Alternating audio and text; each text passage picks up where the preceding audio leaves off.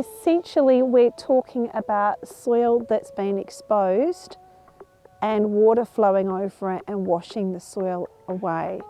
So if we're talking about controlling surface erosion, largely it's about keeping vegetation on the country. So introduced perennial grasses will still do the same job as the native perennial grasses.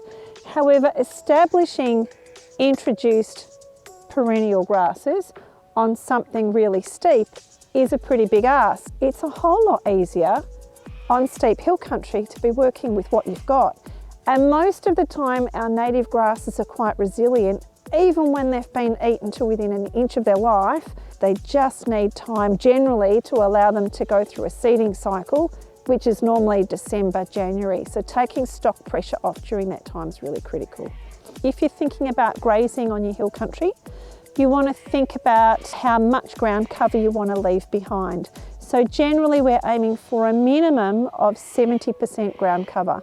So that's quite good cover of material on the ground. So then if you do have a storm event, you're actually going to be retaining your soil. You're not losing your soil off the slope. And normally you want to be keeping about 4 to 6 centimetres of grass height across that side as well. And that's because if you have a particular height of grass, generally it's about the same under the soil. So your root zone, it can be quite shallow if it's grazed to nothing. And then that's not holding the soil either. And also those grasses aren't that resilient given hot, dry conditions.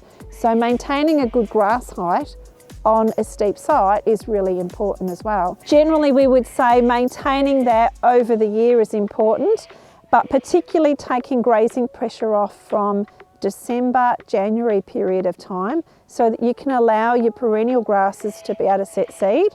You may put a little bit more pressure on in the spring months when you do have your weed issues. Well, topsoil is really important because that's where you get your productivity from. If you haven't got topsoil, your productivity is going to be rapidly deteriorating.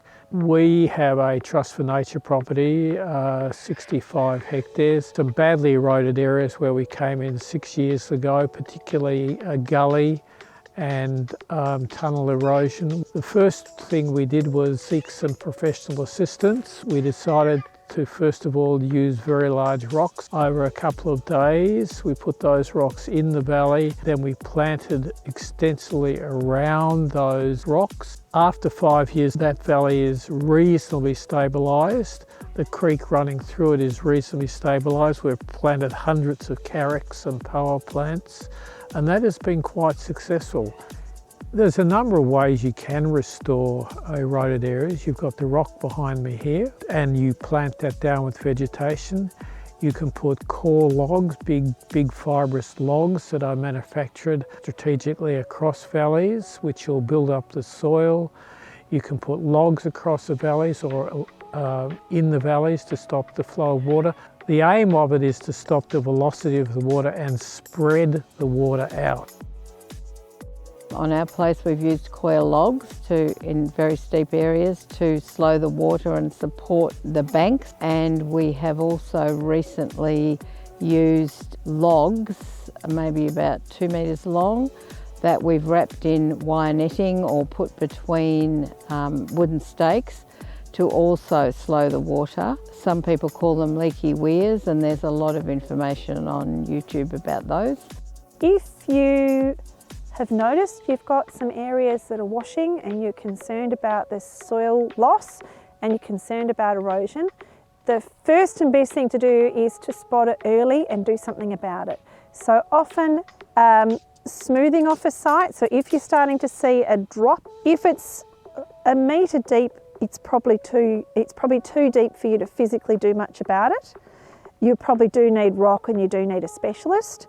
But if it's less than that, you could work at smoothing it off, battering it, with either rock or just trying to slow down the water that's flowing over that site. So if we're talking planting trees on hills, particularly if they're north or west facing, we can't necessarily put back the trees that were there originally. Often because the soil has been so highly modified and been washed off, they're actually not going to survive. So quite often we wind up having to put in tougher species. So red box actually do really well on rocky, dry sites. So what once might have been peppermint country, we might have to modify a little bit and put back other species just to make sure they're actually going to survive. But my main concern when I'm putting trees onto hills now is how many I put on. Once upon a time we used to have a set formula. Now if I look at a site and the soil is quite threadbare, you're down to skeletal rock, you don't want to be planting it too heavily because those trees are also going to start competing for moisture. So we're actually wanting to have that ground cover that's going to be filtering, as opposed to a lot of trees that are then going to be putting some competition on the grasses. So really spacing your trees out, 10 metre minimum, probably more like 20 metre spacing is a good thing, and just scattering those trees across a landscape is better, with maybe some little pockets of understory to allow your birds to then be able to manoeuvre and move through a landscape, rather than covering the whole site and thinking that you've done a marvellous job by recreating forest. Sometimes all you wind up with is just bare soil. Rabbits were considered to be one of the worst erosion instigators in this hill country for decades. Their warrens going into creek banks and in paddocks opened up fresh soil that then eroded away.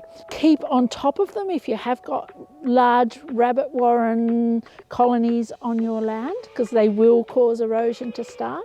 The main issue nowadays seems to be our overpopulation of wombats digging into creeks and creating holes and disturbing the soil. There actually is nothing we can do about it. We're going to have to live with it. If you've got a heap of wombats, you can get permission to control them, but I think we just have to learn to live with them on our land.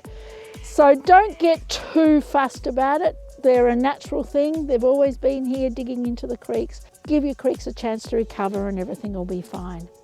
But keep on to your rabbit control.